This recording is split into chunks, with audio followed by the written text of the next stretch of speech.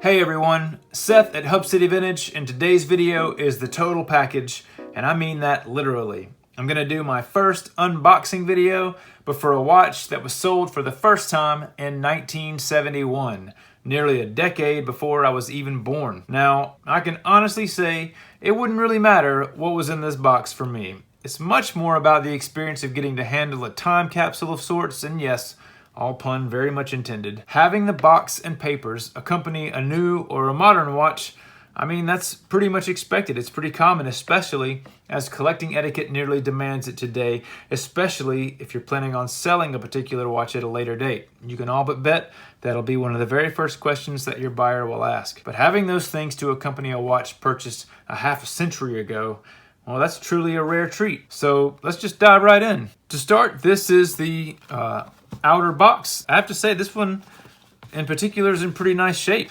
There's a few ruffles here on the corners of the boxes. If you see here on the box, you can see that the Seiko style number 54097M, that sticker is still on here.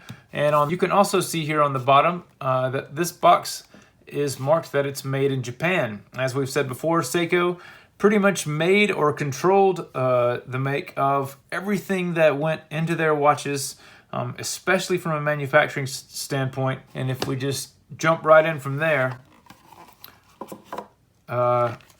first is this instruction booklet, and this is in incredible shape to be as old as it is. Obviously, this is one of the nicer ones I've ever seen. No creases, or I mean, even the corners are sharp. That's pretty impressive.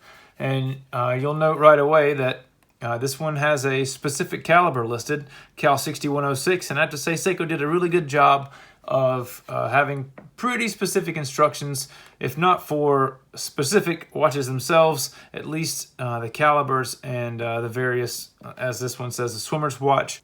You don't even get that a lot today. You get a lot of very thick manuals that cover pretty much every watch that the brand sells, and not these smaller caliber specific ones. If we open it to the inside, we can see calendar setting instructions. And of course, they always make mention of it being bilingual. They also mention here your rotating bezel, and of course some water resistance information as well. And I would like to just say, if you've gone through the trouble of tracking down a phenomenal example of one of your favorite vintage watches, really, I would just can't recommend enough. Don't submerge your vintage goods, because any number of things can happen, and there are myriad ways for moisture to get into a watch, and I just don't ever think it's worth the risk to get them wet. Just don't do it. From there, we get the Seiko Certificate of Origin and Guarantee. Oh yeah, this had some really neat pictures in there. You can see here, this one says, a conveyor belt brings parts for Seiko watch assembly. And this is just, I'll try to get a little closer, rows of technicians all dressed in white with head covers there. It looks like all women in this photo. These are the kind of things that make this old literature, really cool to see. You really get to see that moment sort of captured in time, and what that factory and the technical side of that looked like. They also give a nice little introduction here, your new Seiko watch. On the next page here, we get some worldwide Seiko Service Center information, and again, another photo there. We can see this one says finished Seiko watches that are being tested electronically, so graphed and tested at different angles in a winder, and on the time grapher. So really this is just kind of be the finished work here, and making sure that their watches meet their tolerances before they're on their way out. But then we also get to your Certificate of Origin and Guarantee. Certificate of Guarantee here, I mentioned the watch number, and I'm going to give it away here, 6106 6057, and of course the serial number is listed as well. March 1st, 1971 purchase date. That's going to be your Certificate of Origin and Guarantee booklet. And then we move right on to the good stuff. Now this is, of course, just after this, in the following couple of years, if you've seen 70s and 80s Seiko box and papers watches, what you've likely seen is a dark navy blue box. I might even have one around here somewhere. I can't remember if I do, but a large square blue plastic box that would have been kind of what they transitioned over to shortly after this. But this white sort of textured clamshell, I really like this box. It displays nicely, and I think it just looks much nicer than those plastic boxes with the big hinge, big clunky boxes. And on the inside, you can see the 6057 that is mentioned there in the instruction booklet. Now, this watch is not new old stock. As I mentioned, it was purchased back on March 1st in 1971, but this was a one-owner watch. A gentleman who was very particular, took very good care of it. You can see it's in quite great shape. I have serviced it and replaced the crystal, and it is as good as it ever was. Very tight case lines, and the original finishes are still visible there on the original bracelet. And we've even got the original hang tag, and on the back side, that same 54097M style number. And this one sold originally for $69.50 for the time too. That's $69.50. That's not a cheap watch in 1970. His extra links were still in the box.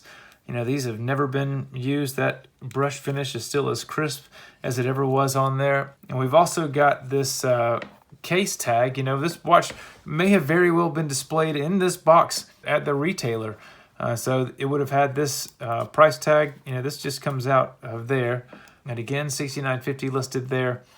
And it's a blue felt-lined case. Really, really neat to see. And you can see it's got the Seiko logo along the back there, with contoured fabric covering the inside, even this little blue lip around the outside, nice little detailing. And as we said again, this is going to be marked as having been made in Japan, EBMO1, so you can match it even to the outer box.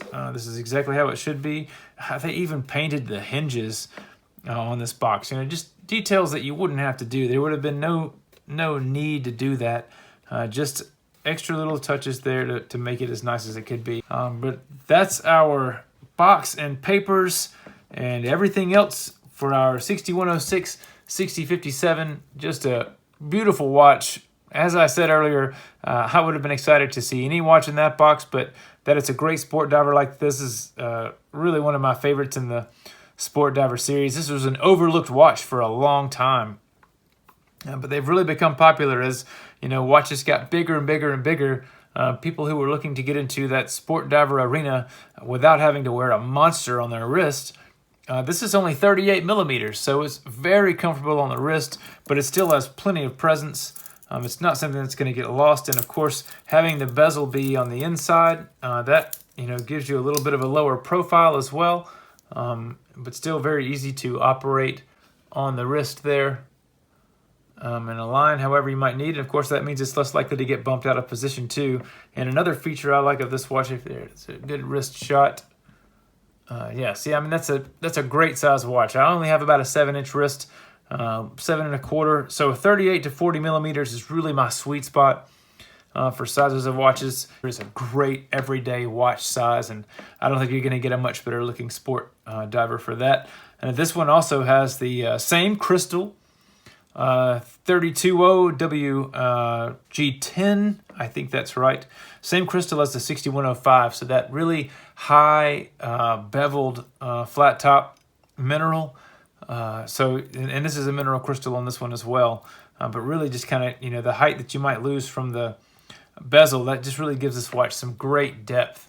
Looking down on it, depending on the angle that you look at this watch, that crystal really just changes how the dial appears and how the bezel appears. But of course, another great detail for this one is that red lollipop sweep really stands out. And as we talked about earlier, let's make sure we're out of the danger zone for your mechanical watch date setting. If you don't know, don't ever set your quick set day and date if the hour hand is in the PM northern hemisphere of the watch. So after 9 p.m. and before 3 a.m. Just go ahead and move it down to somewhere below 9 or 3, and that'll make sure that that mechanism isn't naturally engaged. It can be very easy to damage them by forcing them to change over if they're already in their natural motion of setting. But this one obviously says Sunday, 25 here, and I think we already know that our second day here is, Spanish. We've got Domingo there. But yeah, quick set of day and date.